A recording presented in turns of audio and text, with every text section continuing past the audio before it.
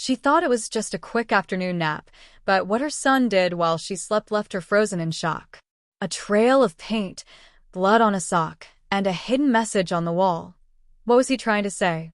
Stay till the end to uncover the heart-melting twist you won't see coming. I woke up to the faint smell of glue. Not the kind you would use for crafts. This one was sharp, chemical, and oddly metallic. My head felt heavy. The curtains were drawn, casting a dim orange glow across the living room. I looked at the clock. 2:47 p.m. I had only meant to close my eyes for a minute. The TV was still playing cartoons, sound turned low. My coffee sat untouched on the side table, cold now. Then I noticed the silence. A thick, uneasy quiet that did not belong in a house with a 7-year-old. Ryan. I called. No answer. I pushed the blanket aside and stood up. The floor felt oddly sticky beneath my feet. I glanced down. Bright blue paint streaks, trailing from the couch all the way down the hallway. Panic rose in my chest. I followed the trail, each step revealing more chaos. Paint-smeared paper scraps, scissors, markers without caps, and glitter. So much glitter. Ryan. I called again, louder this time. Still no reply. My heart pounded as I turned the corner into his room. The door was slightly open. I pushed it gently. What I saw made me freeze. The entire wall opposite the bed, covered in what looked like a mural. Handprints, brushstrokes, sketches of stick figures, me and him. But it was not the mess that took my breath away. It was the center of the mural. A large heart. Inside it, written in a child's messy handwriting. For Mommy, because you always make everything better. I covered my mouth.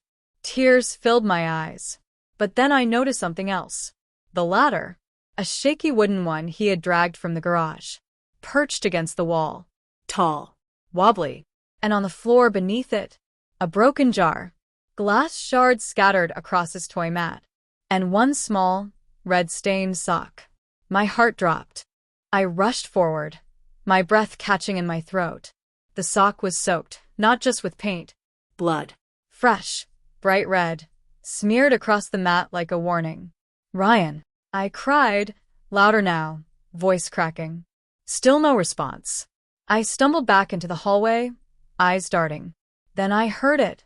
A soft sniffle. Coming from the bathroom. I ran. Swung the door open so hard it bounced off the wall. There he was. Curled up on the bath mat, his tiny hands clutching his foot. His face streaked with tears and blue paint. Mommy, he whispered. I was trying to surprise you, but I fell. I dropped to my knees beside him. Blood trickled from a small gash in his heel. His sock had gotten caught on a splintered edge of the ladder.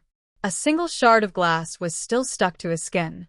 My hands trembled as I examined the wound. It was not deep, but he was shaking. Not from pain. From fear. I did not mean to break it, he said, eyes wide. I wanted to make you smile. Like when you see rainbows. I pulled him into my arms. Tight. So tight. My heart still raced, but now it pounded with something more than panic. Overwhelming love. And guilt. I should have woken up. I should have kept him safe. He buried his face in my shoulder. I just wanted to show you how much I love you, he mumbled. I kissed the top of his head, ignoring the mix of paint and tears. You did, I whispered. You showed me more than I ever imagined. But even as I held him, my eyes wandered back to the hallway, to the mural, to the blood, to the silence that followed.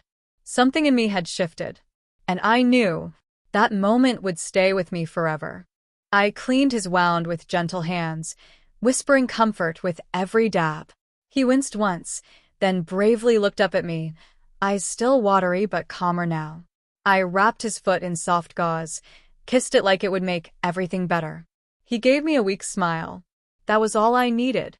Together, we walked back to his room, his tiny hand holding mine, trusting.